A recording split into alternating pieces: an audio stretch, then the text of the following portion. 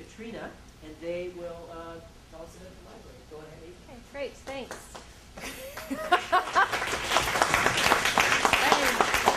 So, my name is Adrienne. I'm currently the Political Science and Economics Librarian at the D.B. Weldon Library until Friday, because then I've got a job in BC and I'm heading out to Victoria. So Katrina over here will be taking over Political Science 20. So you'll want to listen to what she has to say. I'm going to be starting off and then she's going to finish up. So, please tell me, what is most important to you in a library? Use your clickers and vote now, please. It's a clicker test here.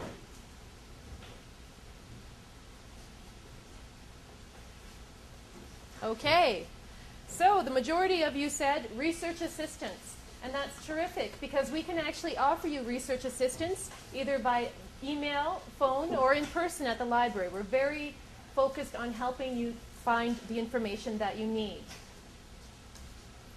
So we have the Political Science 20 web page.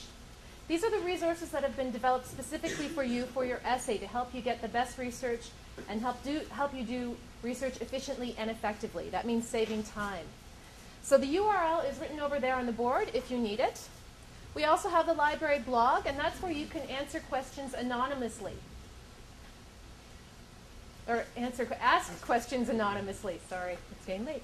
Okay, and the assignment planner.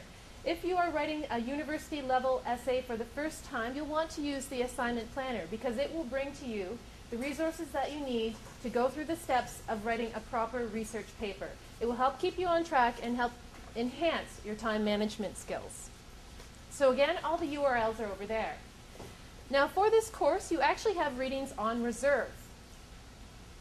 How do you find those readings on reserves? It's actually very easy. You go to the library homepage, you select the catalog, and then you click on Course Readings on Reserve from the bottom of the screen. Now we're going through a lot of information, and I realize it's a little bit late and that this information is coming very quickly. This PowerPoint will be available on the Political Science webpage. So please just make note of the URL, and you can always come back and revisit this PowerPoint presentation.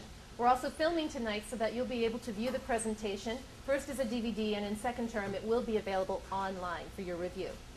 So that's where you would find Course Readings on Reserve. You would type in either the course name or Narayan, Digmendra's last name. Now, you'll get the course readings on reserve from the circulation desk. They're available for 2 hours with your student card. You'll need to give them the call number or the photocopy number. And sometimes the information is going to be available electronically. As a matter of fact, as you progress through your career here at Western, you'll find that more and more of your readings are available online. So we're going to be doing a quick presentation tonight. I'm going to be talking about evaluating information. Then Katrina's going to take over on how to use the library catalog for finding books and how to search databases. You'll need to use databases to find journal articles. Then she'll quickly mention citing so that you can recognize citations, and that will help you with your research. So evaluating information. There's scholarly information and there's popular information. It's not hard to find information these days. I know that. There's the internet out there. But what's really critical is being able to evaluate that information and tell what's the best source, what's scholarly, because you're going to be needing to use scholarly information from your upcoming essay. So, we have another clicker here, and please vote which of the following is not a characteristic of scholarly information.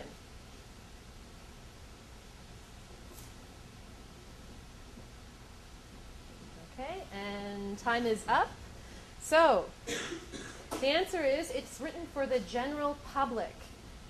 So, scholarly information is written usually for a university crowd, university students, and up. Okay, and please vote again. Which of the following is not a characteristic of popular information?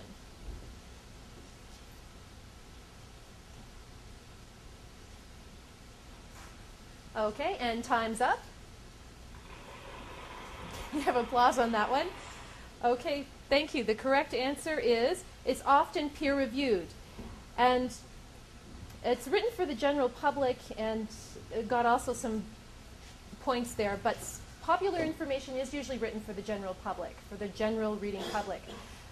Scholarly information is often peer-reviewed. Now, can anyone tell me, and this is for a prize, I'm just going to briefly mention our little prize show here to make things interesting. We have 5 garbage cans. One of them has a $5 gift certificate from Tim Hortons, another one has a $10 gift certificate from Tim Hortons, and then there's some not so great prizes. So you kind of have to choose and see what your luck is. Or you can also settle for a consolation prize. We have 3 pens and a notepad. So can anyone tell me what is peer-reviewed? What does that mean? Okay, your hand went up first. When you write a paper or analysis of something, other people in your field look at it and go, Excellent. Yes, that's right. So it's critically reviewed. Now I should answer, that question is correct.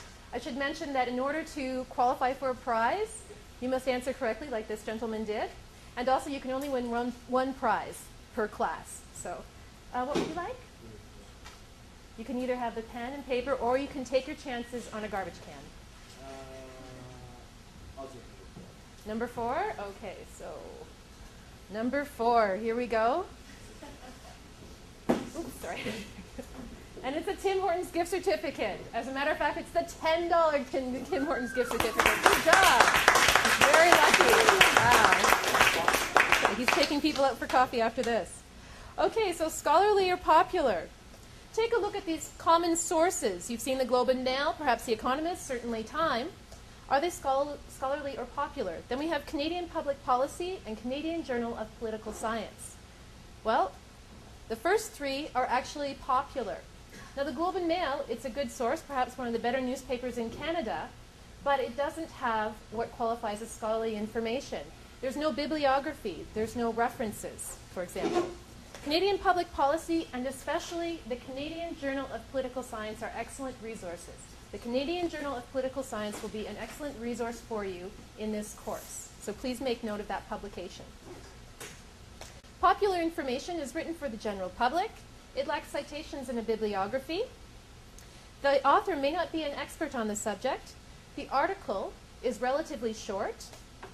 It's published in a popular magazine or newspaper. And again, this is going to be available, this information, on the blog or on the Politics 20 website as a PowerPoint presentation. Now, advertisements. Please make note of advertisements whenever you're looking at a publication or website. Who is paying for that information to be there? Because it affects what information you see. So, for example, if the Globe and Mail is featuring an ad for an SUV, is the Globe and Mail on that same page going to be criticizing SUVs, say, for their high fuel consumption or their poor visibility? No. So please make note of that. The advertisements that you see do affect the information. Scholarly information, it's written for educated readers. And by the way, it doesn't have glossy advertisements in it. It's well-researched and has a bibliography. The author is an expert on the subject. And also for political science, you're going to find a lot of information is written by journalists, articles and books. Even the Weldon Library has that. That's not necessarily scholarly if it's written by a journalist, so watch out, please. The article goes into depth, several pages long. It's published in an academic journal or book, often published by a university press, and it's often peer-reviewed. Now, evaluating web sources.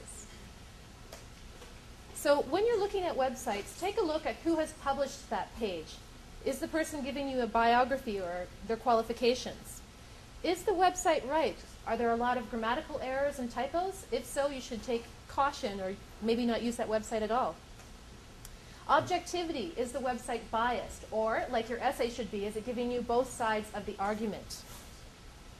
Currency, often at the bottom of a web page, there's going to be a last updated link.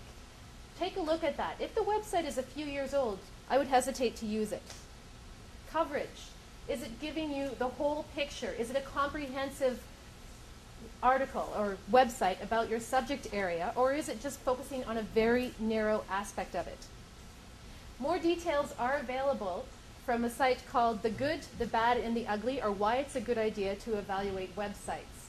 This link is available on the Political Science 20 library webpage.